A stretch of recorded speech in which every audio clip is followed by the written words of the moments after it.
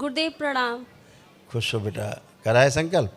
अब देखो डीएनए गड़बड़ था, अभी आप कांख रही थी, आ चालू हो गई थी, अब डीएनए आपने ठीक कर लिया, संकल्प कोई कष्ट नहीं है। जब भी डीएनए आपका गड़बड़ होगा, संकल्प आपका गड़बड़ होगा, तो आप कष्ट में रहेंगी। जी गुरुदेव, पहले से बहुत बेटर लग रहा है। पहले से बहुत बेटर लग रहा है। पहले से बेटर नहीं लग रहा है, 100% बेटर है। अब कुछ बेटर ना हो तो बताओ हमें। जी गुरुदेव। अब 1% भी कोई बेटर ना हो तो वो बताइए हमें, अब आप बचा हो तो चेक कर लो अपने आप को। तो इसलिए 100% बेटर है, क्योंकि 100% अब आपका संकल्प है। ठीक है, शिव की 5 ही शक्तियाँ हैं जो सक्रिय रहती हैं, समझ गई? उसमें से संकल्प की शक्ति, चौथी शक्ति संकल्प की शक्ति है, तीसरी शक्ति इच्छा की शक्ति है, इच्छा शक्ति है। जब आपकी इच्छा शक्ति मजबूत होती है तो आपकी संकल्प मजबूत होते हैं। ठीक है, तो जिसकी इच्छा शक्ति कमज़ोर होगी तो संकल्प कमज़ोर हो जाएगा। ठीक है, अब आप लोग इसीलिए बढ़िया है, एकदम उठ बैठ के देखो जैसे 4-5 साल के बच्चे होते हैं, अब ऐसे बॉडी हो गई है। चेक करिए आप लोग सारा, कोई कष्ट किसी को नहीं। अब ऐसे हैं बिल्कुल। तो हमेशा ध्यान रखो, अपना संकल्प प्रार्थना सही होना चाहिए। ठीक है, पढ़ाई जब पढ़ने बैठती थी तो गंदे गंदे विचार आने लगते थे, हाँ या ना? जी गुरुदेव। हाँ, पढ़ने बैठती थी गंदे गंदे विचार, चिड़चिड़ापन, क्रोध, हैं, गुस्सा खूब आता था। आता है नहीं, आता था। और जो पढ़ती लिखती थी सब भुला दी जाती थी। तुम्हें जी जी। याद रहता था? नहीं, भूल जाते थे। कुछ भी याद नहीं रहता अब हम आपको दिखाते हैं जो भी आपने पढ़ा है अभी तक, शिव सब याद करा दिया जाए।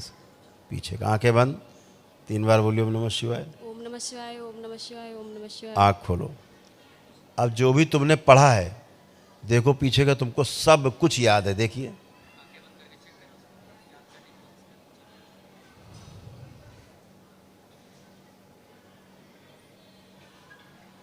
जी गुरुदेव, मैं संकल्प करती थी, मेरा संकल्प पूरा नहीं होता था, मुझे यही पता नहीं रहता था मुझे बोलना क्या है। जब भुला देने वाली स्मृति थी तो सब भुला ही देती थी, संकल्प काहे का करती।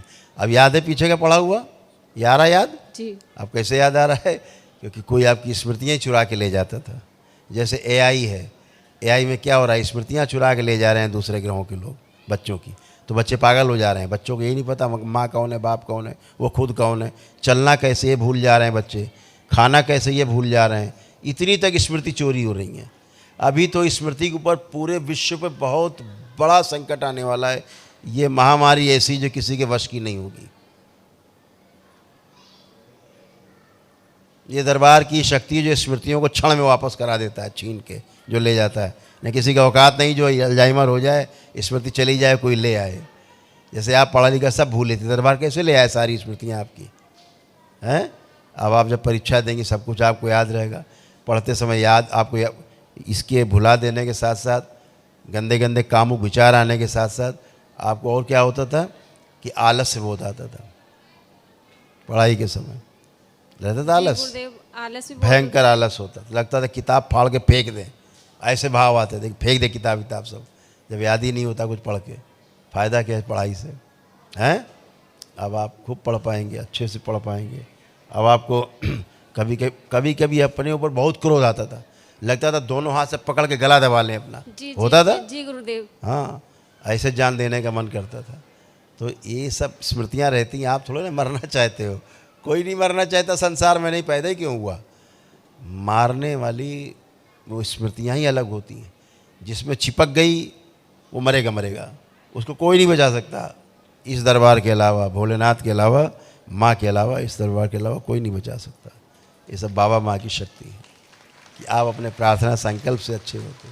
जो मन में आपके कष्ट होते हैं दरबार वो भी निकाल देता है आपके, है ना? तो आप इसीलिए सब अच्छे हो। आँखों में जो जलन होती थी, चुभन होती थी, वो भी सब नष्ट हो गई आपके, अब वो भी नहीं है। सब अच्छे खड़े हो, एक गंदा विचार नहीं है किसी में भी आप में, ना एक कामुक विचार है, ना कोई कष्ट है, एकदम आनंद में हो। खुश रहो, प्रसन्न रहो।